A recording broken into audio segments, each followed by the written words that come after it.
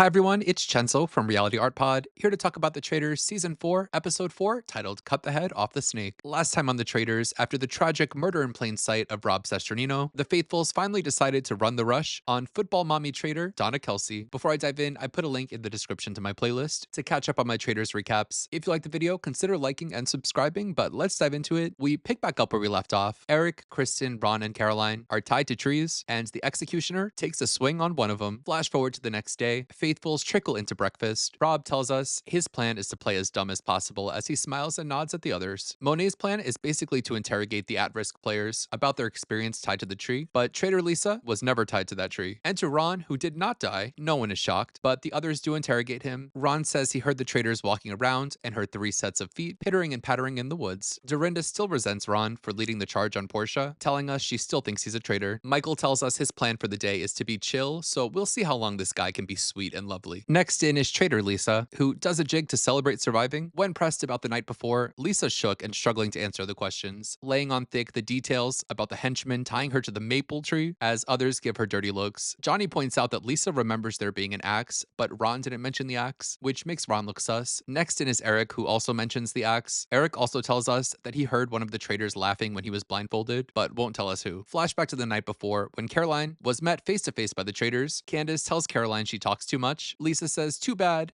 Caroline. Back to Dubai you go. So we lose Caroline here, who was there. She did bring some looks to breakfast and seemed decently liked, but if you ask me what she did this season, I have nothing for you other than the back and forth between she and the traitors. In this episode was funny, but not because of Caroline. And it really seems like Lisa had an issue with Caroline that was not explained. The show will be unaffected by her absence. Moving back to the future, Kristen rejoins the group and they learn of Caroline's murder. Lisa is loving murdering the housewives, feeling it's helping cover her tracks. Enter Alan in a blood orange suit and animal print accents. Blood orange, she's so pretentious. Shut up, it's red. He says Caroline was snatched like a housewife's jawline and leaves the group to strategize. As the players interrogate Kristen, Jam Jam uses the word ceremony, which makes Tiffany think Jam Jam, Michael, and Ron are traitors, which is wrong.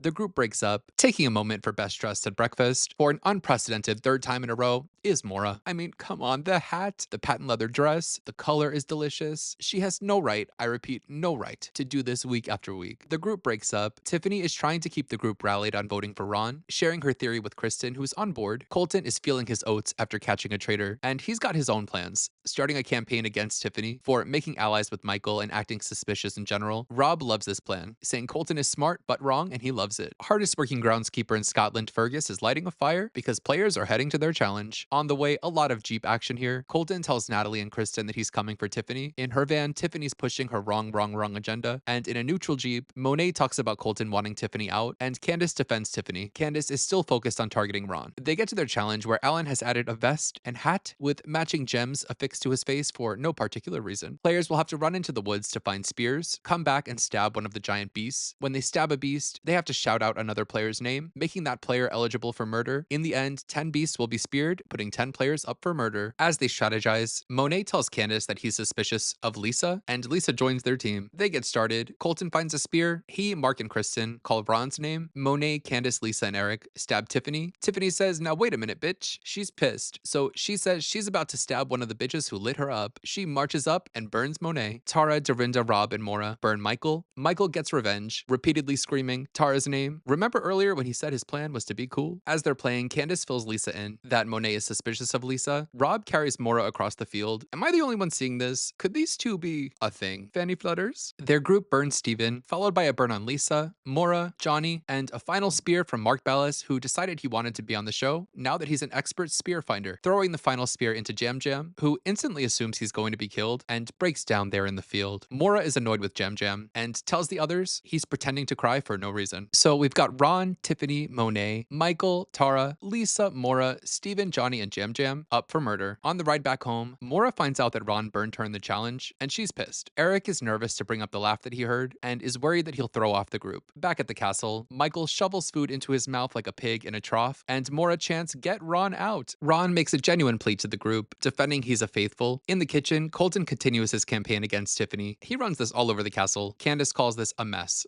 So they head to the round table with multiple plans out there. Colton comes in hot, starting the conversation off telling Tiffany that he's going for her, exposing that she plans to target Michael, Ron, and Jam Jam, saying she's just strategizing without using evidence. Tiffany defends herself by saying she's smarter than him and dismisses Jam Jam when he tries to interject. Tiffany tells Jam Jam to write her name down, not the best strategy for avoiding votes. And Tiffany also tells Colton to vote for her. He says, "How do you spell it?" So she spells it. Tiffany steers the conversation back to Jam Jam. Ron says Tiffany is all over the place, which sets the stage for Mora to snip at Ron. Ron then accuses Mora of being a traitor, saying he heard light steps in the woods. She says she'll take that as a compliment and that Ron is talking shite. Eric finally chimes in, saying that he told the joke when he was blindfolded and he heard the laugh, and the laugh was definitely Tiffany. He's sure of it because he's a musician. Tiffany tells Eric that he might need a new career, which tickles Michael. Tiffany tells the group that they're doing the traitors' jobs for them and says she needs the money. Candace chimes in to defend Tiffany, saying that they're doing the same thing that they did to Portia, which Rob rolls his eyes at as Candace tries to steer things back to Ron. This all becomes very emotional. Candace, Tiffany, and Tara all crying. Ron tells the group they need to give him a break or send him home, to which Candace, Mora, and Dorinda all say that Ron is basically playing the victim, and they get to the vote. There's one vote for Jam Jam from Tiffany, two for Ron from Candace and Michael, and everyone else votes for Tiffany. So with the majority of votes, Tiffany is banished, revealing to the group that they prove they get what they deserve and they don't deserve her because she's a faithful. They're shocked, especially Colton and Eric, who done goofed. So we lose Tiffany here, who starts the season off strong, teaming up with Rob C, making a little secret gamer alliance. She probably thought he was a traitor at the time. Her strategy was buddying up with people she thought were traitors. The issues were, firstly, all of her reads were wrong, so she's just cozying up to all the bad faithfuls, and what she was doing was pretty obvious to the other players. It was clear by the end of the premiere drop that this was all going to catch up to her when Colton locks onto her, and he just doesn't let up for the whole episode. The laugh that Eric heard was the final nail in her coffin. The group saw that as a piece of evidence that they needed. I need to know whose laugh that was, but we lose a good player here who was trying to cook, but ultimately was a bit misguided. The group hangs back to unpack what happened, with Eric feeling really guilty for his mistake. Colton tells us he's not changing anything about his strategy. He's going to keep being aggressive because that's just who he is. I swear people don't think before they speak. Michael tells Kristen that one of the three hunks, Colton, Rob, and Steven, must be a traitor. Somehow this is the most intelligent thing anyone said this entire episode so far. And we're getting to the end. The traitors head to the turret where Candace is still upset about Tiffany's banishment, but they have business to do. They have 8 available options. Narrowing it down to the players who are quieter, they consider Johnny and Steven. Lisa brings up that Monet brought up Lisa's name, and Candace is the only one who heard it, and they consider Tara, but they like keeping Tara around because she doesn't know what's going on. And that's where this episode ends. I'm going to talk more about predictions after I watch the next episode that just dropped. On the back half of this episode, looking at how the traitors voted, Rob and Lisa piled on Tiffany with the group, which was the safe move, and Candace continues to vote for Ron, which is consistent with what she's been doing the whole time in targeting Ron. The traitors continue to be winning over the faithfuls. For this murder, the second they brought up that Monet told Candace about Lisa and no one else heard it, I was like, that's genius. They should kill Monet. But they have tons of great options. They've been keeping all the loud people around and eliminating the quiet, smart ones. But Monet is the smartest choice. And that's all I have to say about this episode. We'll pick back up on episode 5 in a few hours. Subscribe so you don't miss it. In the meantime, let me know in the comments what you thought of this episode. Until later, you know where to find me. Bye.